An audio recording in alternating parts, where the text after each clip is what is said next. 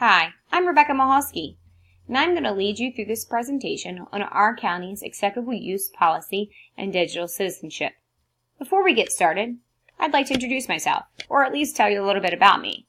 I'm passionate about incorporating technology into the classroom. I have over 10 years' experience as a special education teacher. I have seen firsthand how powerful and innovative technology enhances student learning experiences. This is probably why I'm so passionate about it. I grew up in Annapolis, Maryland, and I'm an avid sailor.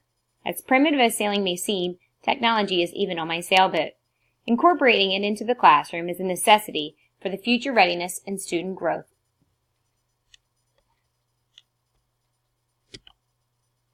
With technology initiatives also comes required skills and experiences.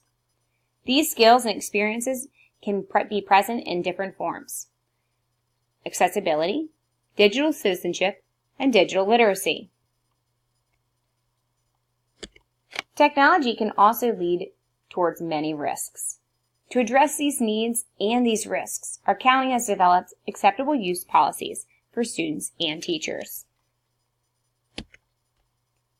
These policies are required to be reviewed annually. Let's take a closer look at them now.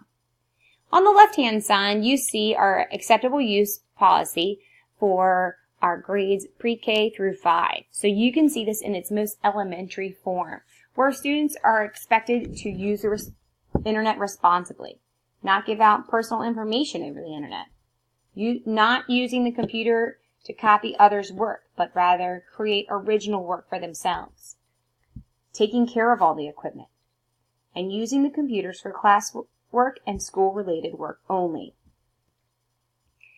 If you look at the students that this is covering, our pre-K students, our not readers, our kindergarten students, our developing readers, our first grade students are reading. However, they might not understand the magnitude of what this document means.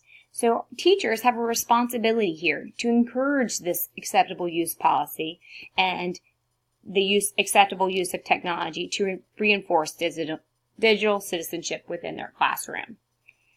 On the right-hand side, we have the acceptable use procedures for staff.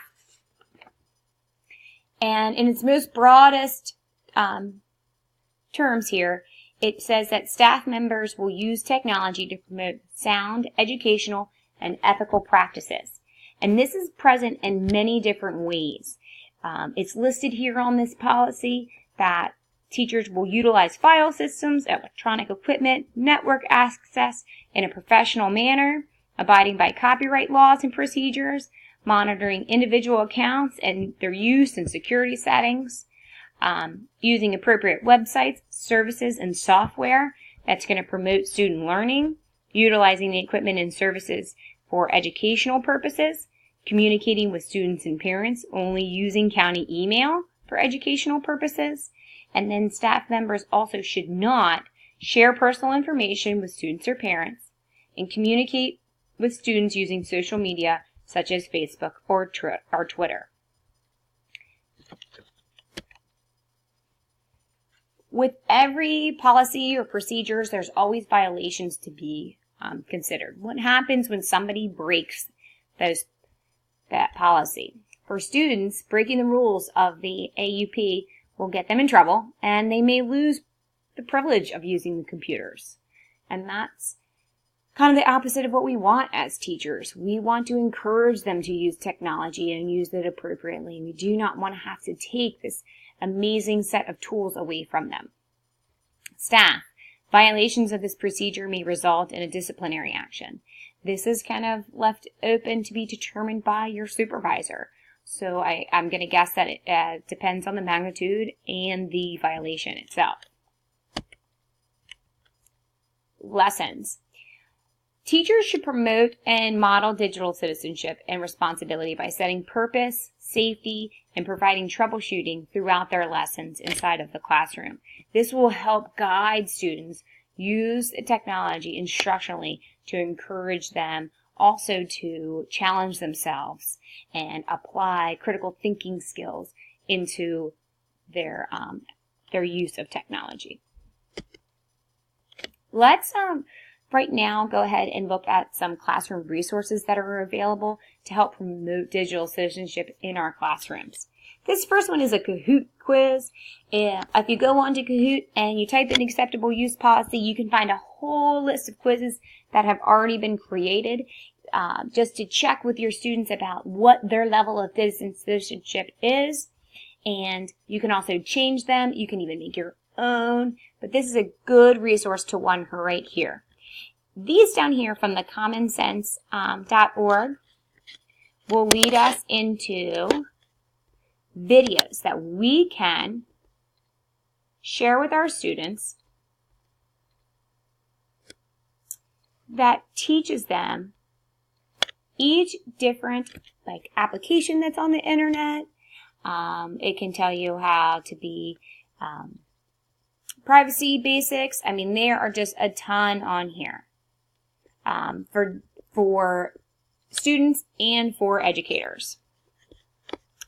Also, if we go back and you click this other one, commonsense.org, this one has a link to a whole bunch of posters that you can create and blow up and put into your classroom to kind of reinforce them.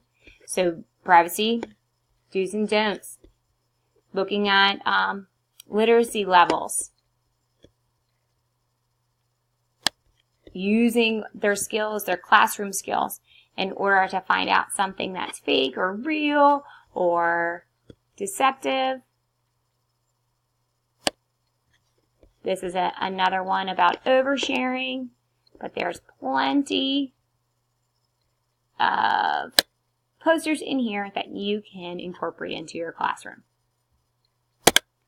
The last one is PBIS Kids, and I love PBIS, and I love what they are trying to do here. So they have the webinars, and they have the academy, and this academy goes ahead and teaches students what media literacy and citizenship looks like.